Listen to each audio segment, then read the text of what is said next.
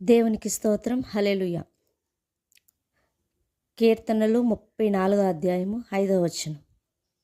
వారు ఆయన తట్టు చూడగా వారికి వెలుగు కలిగెను, వారి ముఖము నెల్లడును లజ్జింపకపోవును అని వ్రాయబడింది.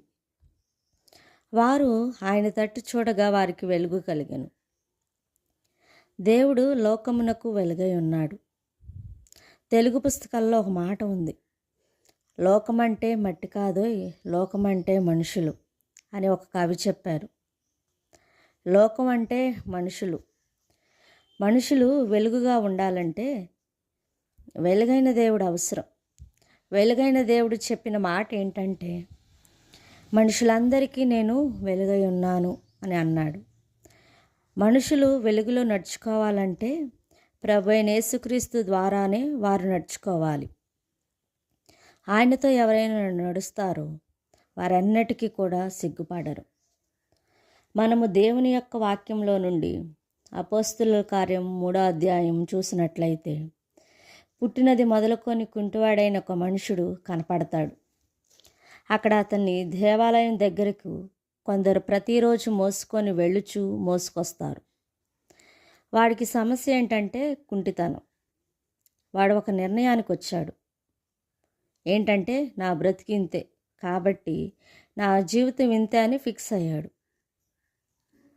వాడు అనుకున్నాడు, నేను అడుక్కోవడమే, ఇక నేను పని చేసే పరిస్థితి లేదు, అది చేయాలి ఇది చేయాలి, పరిగెత్తడానికి సరైన విధానం లేదని, ఇక ఇంతే అని అడుక్కోవాలని స్ట్రాంగ్గా ఫిక్స్ అయ్యాడు. శృంగారం దేవాలయం మందిర ద్వారం దగ్గర కూర్చొని అడుక్కుంటున్నాడు. ఒక సందర్భంలో పేతురు యోహాను దేవాలయంలోకి ఎక్కిపోతుండగా చూశాడు. వాళ్ళని చూసి వాడు ఆశించాడు. ఏంటంటే, వెండి బంగారాలు ఆ దైవజనుల దగ్గర దొరుకుతాయని ఆశించాడు. అయితే ప్రియులారా, మొత్తం వివరించట్లేదు కానీ షార్ట్కట్లో తెలియజేస్తున్నాను. ఆ దైవజనులు అన్నారు, మా తట్టు చూడమని మాట్లాడారు. వీడు లోకం తట్టు, రూపాయల తట్టు అంటే డబ్బే ఇక నన్ను బ్రతికించేదని, జీవింపజేసేది, సహాయపడేది. మైండ్లో ఎన్నో ఆలోచనలు వస్తున్నాయి. వాడు అన్ని ఆలోచనలు చేస్తున్నాడు. కానీ దైవజనులు అన్నారు, వారు మా తట్టు చూడమని వాడితో మాట్లాడినప్పుడు వాడు అడుక్కోవడం మానేసి దైవజనుల తట్టు చూశాడు. దైవజనుల వైపు చూసినప్పుడు వాడిలో ఒక విశ్వాసం, వీరి యొద్ద ఏదైనా దొరికిద్దని తలించాడు. అది ప్లస్ పాయింట్.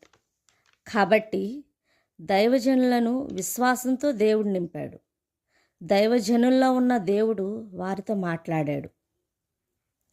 వారు మాట్లాడారు ఏంటంటే, వెండి బంగారాలు లేవు కానీ వాడు ఆశించినట్లు మాకు కలిగిందే నీకు ఇస్తున్నాను, నజరేయుడైన యేసుక్రీస్తు నామమున లేచి నడవమని ఆజ్ఞాపించినప్పుడు, ప్రియ దేవుని బిడ్డలారా, ఆ మాట ఎప్పుడైతే పలికారో వాడు దిగ్గున లేచాడు, నడవడం ప్రారంభించాడు.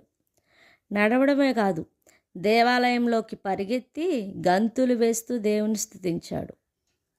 దేవుని తట్టు చూసిన వాడికి జరిగినటువంటి ఒక అద్భుతం ఏంటంటే, నా బ్రతుకు ఇంతే అని సరిపెట్టుకున్నాడు.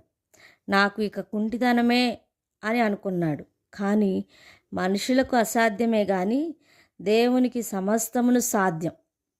ఎప్పుడు జరిగిందంటే, వీడు ఎప్పుడైతే దేవుని తట్టు తిరిగాడో అప్పుడే ఆ కార్యాన్ని చూడగలిగాడు. దేవుని వాక్యంలో వ్రాయబడినటువంటి మాట, వారు ఆయన తట్టు చూడగా వారికి వెలుగు కలిగెను.